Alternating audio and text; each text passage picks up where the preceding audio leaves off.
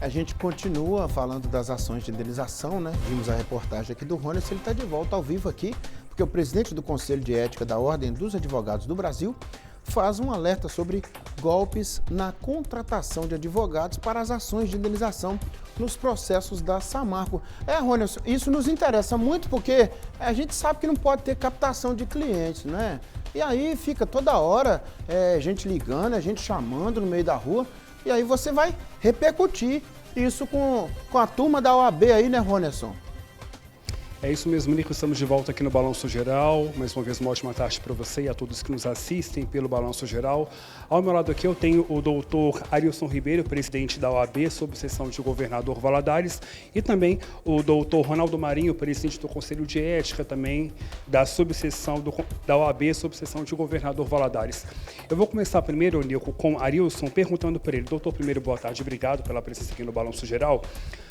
A pessoa recebeu o valor de R$ 13.018 na questão da Samarco por dano água. Ela tem direito a se encaixar em outras indenizações? Boa tarde para o senhor, bem-vindo. Boa tarde, Ronerson, boa tarde ao Nico, a todos que nos assistem. Aqueles que fizeram o acordo de 13 e 18, que nós apelidamos de dano água, ele pode sim se enquadrar em outras categorias de dano, né? Existem outras matrizes de dano. A nossa recomendação, então, é o quê? É que o cliente procure seu advogado e ele vai avaliar, então, se esse cliente se enquadra nesses outros danos, na possibilidade de inserir outras indenizações nos pedidos dele. Além do dano água, o acordo prevê o pagamento de auxílio financeiro emergencial para todos os envolvidos até março do ano que vem, procede? Ronerson, isso na verdade é específico para categorias profissionais, tá? Então, a maioria do povo não vai ter esse direito a esse auxílio emergencial, porque ele é específico para categoria profissional, como pescador e etc. Falando das ações, qual a diferença, então, entre as ações que tramitam no Brasil com relação às que estão tramitando na Inglaterra?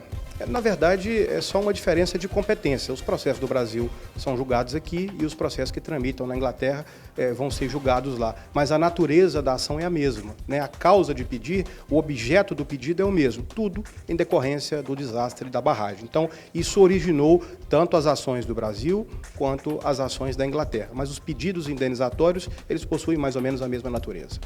Ô doutor, muitas pessoas estão tendo dúvidas quanto aos honorários. Qual a diferença do honorário sucumbencial para o honorário contratual? Isso, essa pergunta ela é muito importante porque tem gerado muita discussão e má informação perante as pessoas da cidade. Então é importante que se saiba o seguinte: o honorário contratual é aquele honorário que a Samarco paga diretamente ao advogado.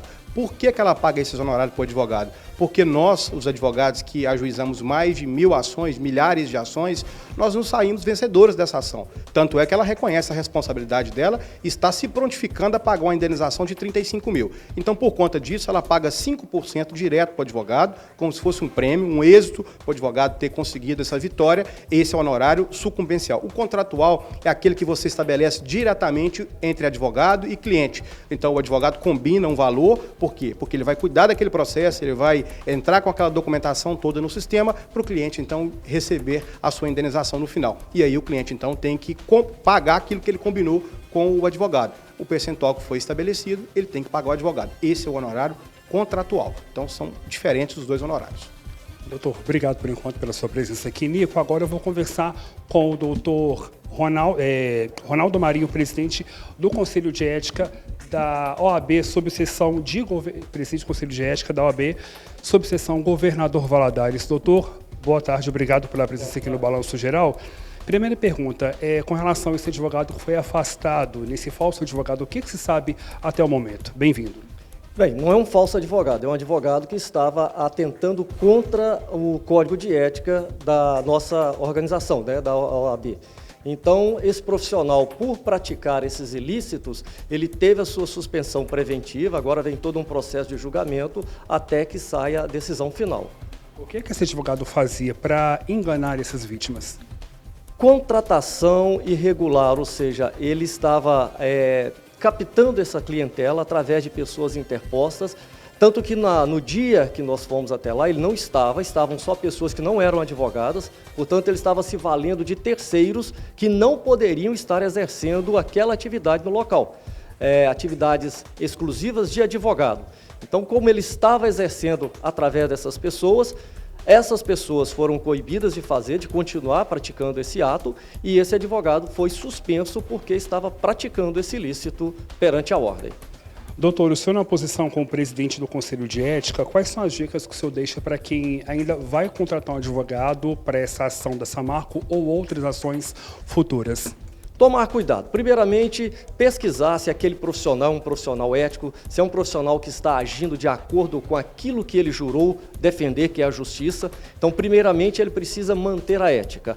Tomar cuidado para não assinar contrato com qualquer pessoa, porque mesmo que seja um profissional que tenha contratado aquela pessoa para poder levar um contrato até o cidadão, se esse cidadão assina esse contrato com promessa de honorários muito baixos, aviltantes até, isso pode trazer um problema, porque muitas pessoas depois vão procurar esses profissionais e não vão encontrá-los, porque eles estão aqui somente para tirar vantagem. Então é muito importante que o cidadão tenha cuidado na contratação desse profissional e, de preferência, procure aquele profissional que ele já vinha trabalhando com ele há mais tempo, ou procure a OAB para saber da licitude desse profissional para que não caia em cilada.